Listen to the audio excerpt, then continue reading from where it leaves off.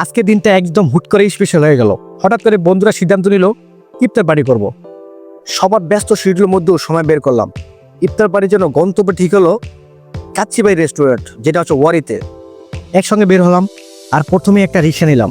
পুরো পথ জুড়ে ছিল মজার আড্ডা আর কিছু সুন্দর মুহূর্ত ক্যামেরা ধারণ করার সুযোগ। প্রায় 30 মিনিট পর পাড়ি দিয়ে অবশেষে পৌঁছে গেলাম কাচ্চিবাইয়ের সামনে। একটা অন্যরকম উচ্ছ্বাস নিয়ে ঢুকলাম রেস্টুরেন্টে। জায়গাটা সত্যি চমৎকার। পুরো পরিবেশটা ইফতারের অপেক্ষা থাকা মানুষের আনন্দে ভরা, বিশাল আয়োজন।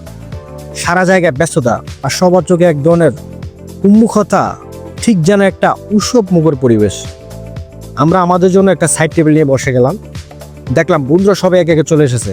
ওদের দেখে মনটা আরো ভালো হয়ে গেল। অনেকদিন পর একসঙ্গে আড্ডার সুযোগ পেলাম। তা শুরু হলো জমজমাট গল্প। এরপর মেনু হাতে পেলাম আর সবাই মিলে সিদ্ধান্ত নিলাম কি খাওয়া যায়। কিছুক্ষণ পর অর্ডার কনফার্ম করলাম।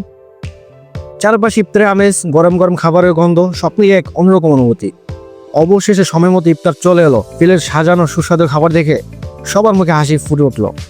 আমরা একসঙ্গে বিসমিল্লাহ বলে ইফতার শুরু করলাম।